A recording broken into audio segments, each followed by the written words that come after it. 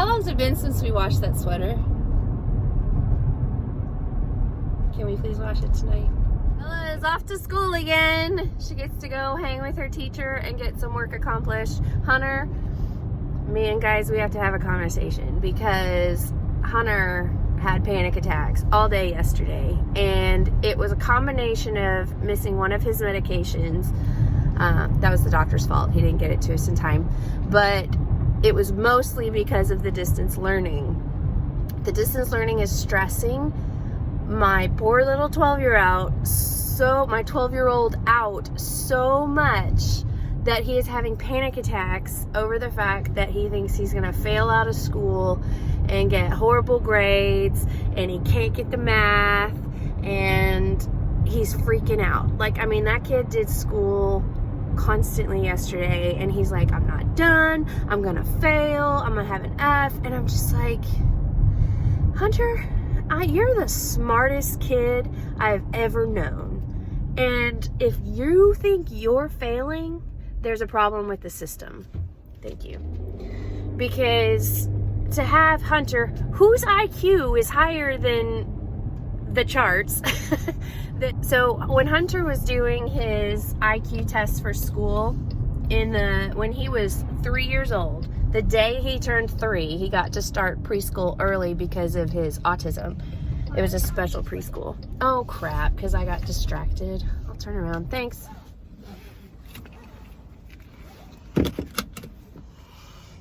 Ugh. There. Oh, somebody's coming up behind me. I'll put you down. So, ooh, my air's on high. My daughter has been out of her anxiety pill for about a week and a half, maybe even 2 weeks, and she's really been struggling. And it was the doctor's fault, not ours. They have to send it to us. And today, I got all the kids' prescriptions, I hope. And, oh man, I don't know.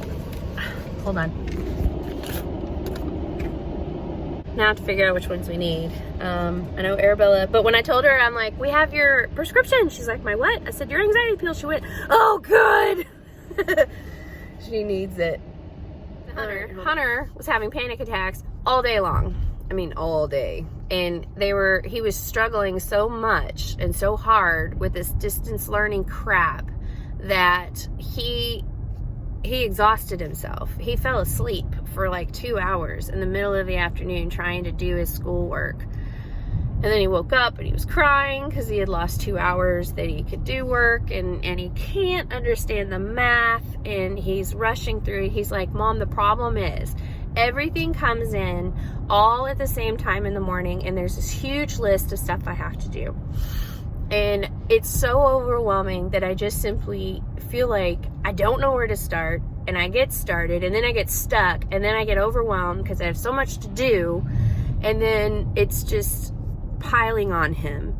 And for an autistic Asperger kid who already has an anxiety disorder and some depression and stuff, this is not a beneficial system. In fact, this system's pretty sucky if you ask me. I don't know how to do it better. So I shouldn't be critical. But my problem, and this is my problem, is that when I was homeschooling the kids, when they went back to school, they were told that they were ahead. Well, everyone but Bella. Bella was behind, and we knew that. But now my kids are supposedly feeling like they're getting bad grades. And I'm like, Hunter, and here's my 12-year-old sitting at a table with his computer open, sobbing because of the workload and the fact that we are asking these kids to work at school like an adult working at a job. They're not adults. My 9-year-old should not be in tears trying to understand math and having emails sent to her saying, you're behind, you're behind, you're behind, you need to catch up, and for her to be working all day long and still be behind.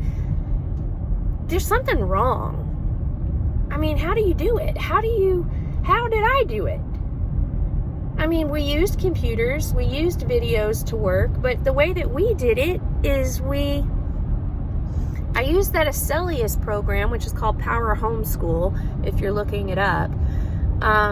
And I would say, all right, you got 4 videos in language arts and 4 sets of questions. You got 4 videos in math today, and then we're going to do reading and writing. And then the kids would do it and have no problem. Some of them would burn through it. Some of them would take their time. And then it was never tears. It was never like this. And then if they had an interest, like Eamon loves dinosaurs, well, let's go to the museum. I mean, let's spend a 3-week period learning everything about dinosaurs, how you would do the math, add up how tall and long they are, how would you figure out the mass of a dinosaur, read about dinosaurs for reading, write paragraphs about dinosaurs, add up the number of this kind of dinosaur in the Cretaceous period versus the Jurassic period. I mean, there's a million things you can do about dinosaurs, and we filled up a whole month with it, and they learned, and they are smart. And they are making real world connections to things like math and science and reading and writing, and they want to do it when they're home.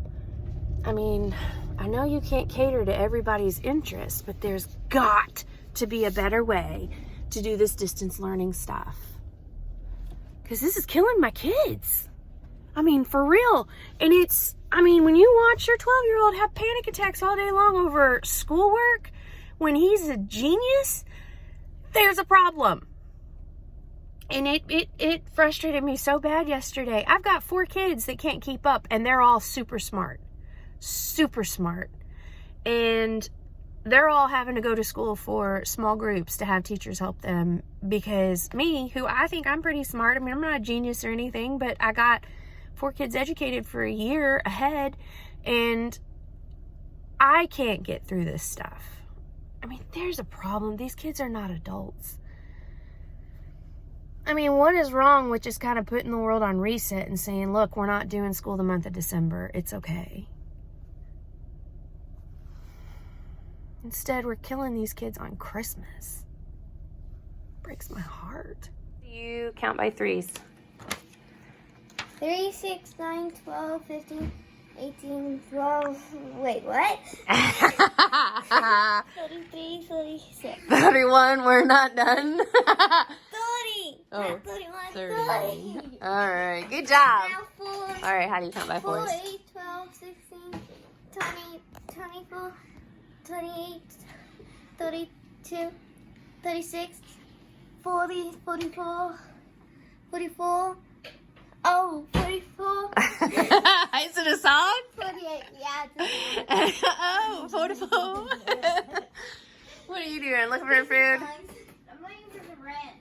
Oh, we have ranch. So today I hit my goal. I crushed it.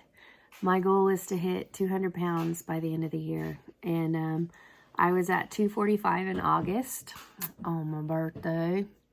And I had started losing weight about the end of August, and it was a medication issue as well as oncoming fibromyalgia, Hashimoto's, and my lupus all rolled into one for about 2 years, having a bunch of flare-ups, and my body had packed on all that weight. So now I'm down to 200. That was my goal. Yay! And starting January 1st, I'm going to add in an exercise routine when the kids are back in school. And my ultimate goal is down to 150 pounds by my birthday. What did you just yell at me?